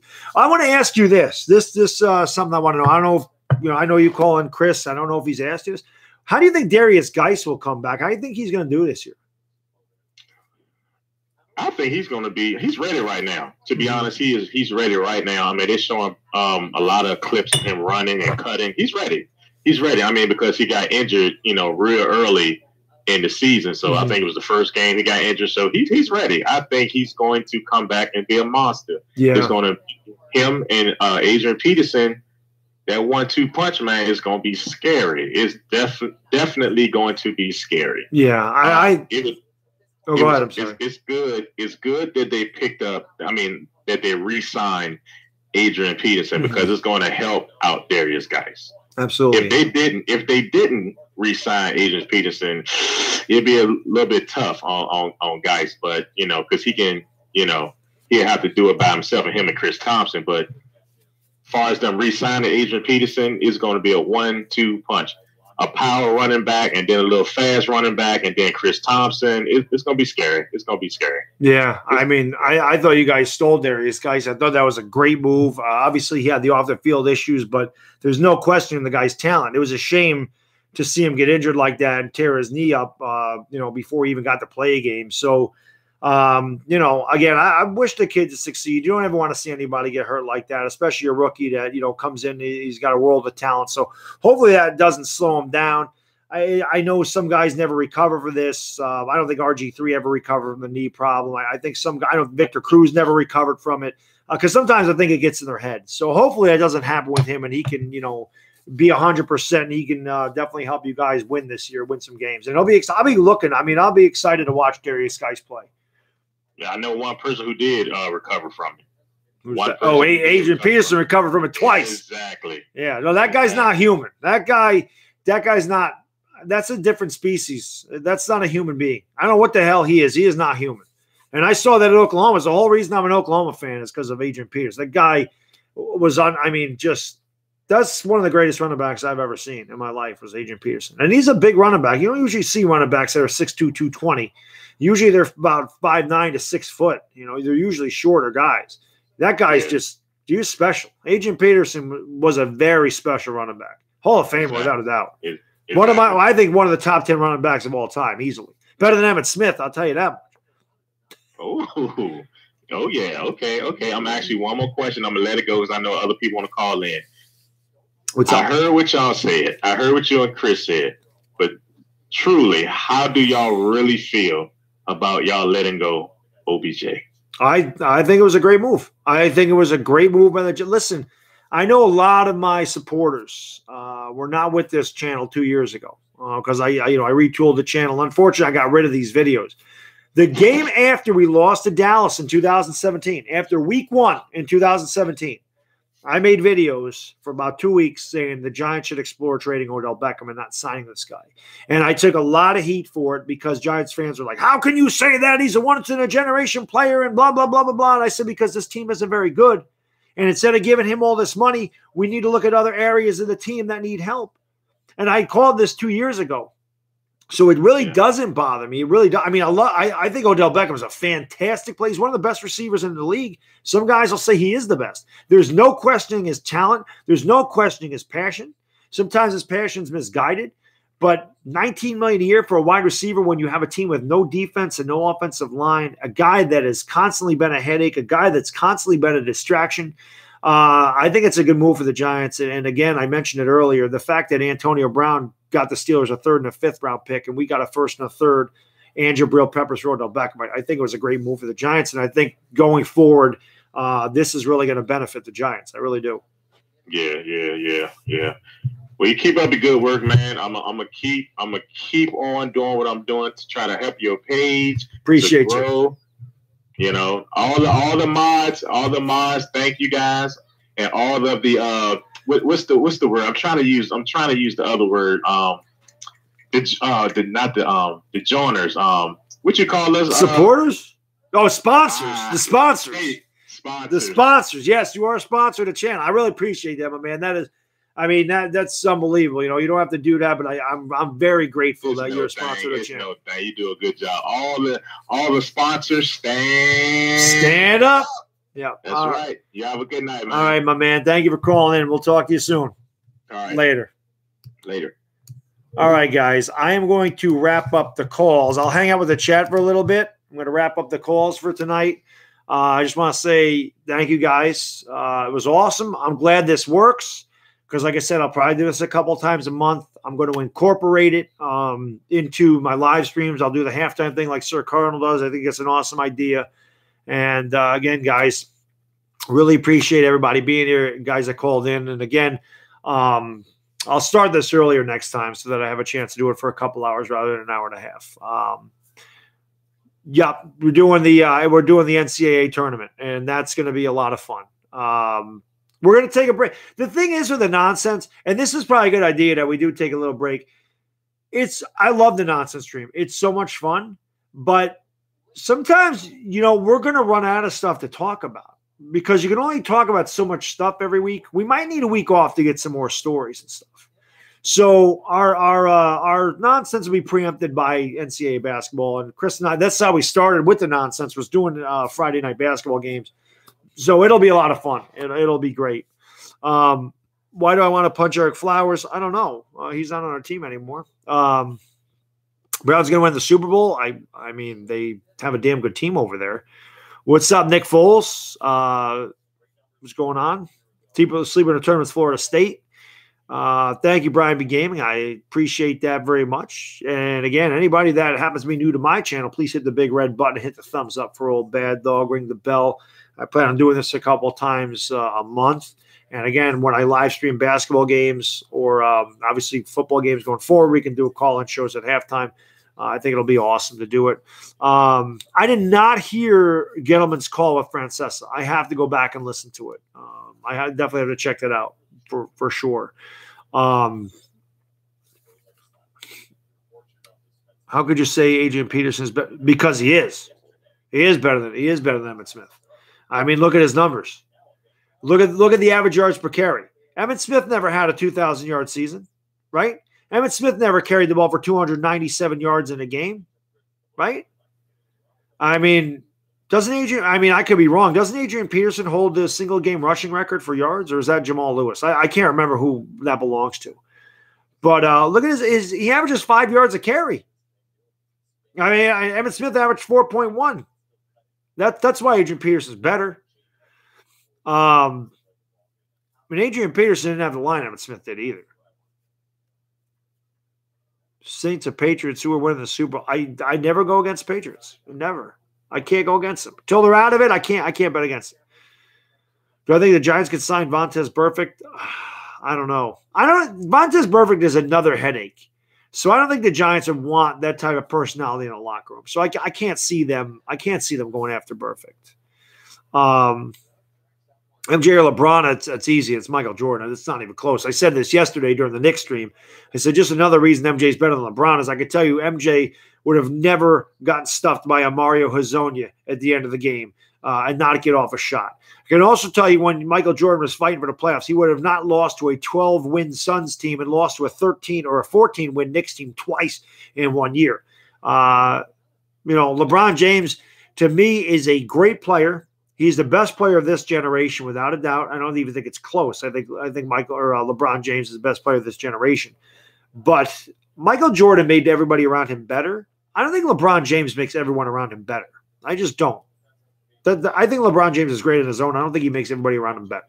So, thank you, Afghanistan. I appreciate that. Appreciate it. Yeah, and that's the other thing. Michael Jordan won 6 NBA Finals, won 6 MVPs, never lost, and never went to 7 games in the final.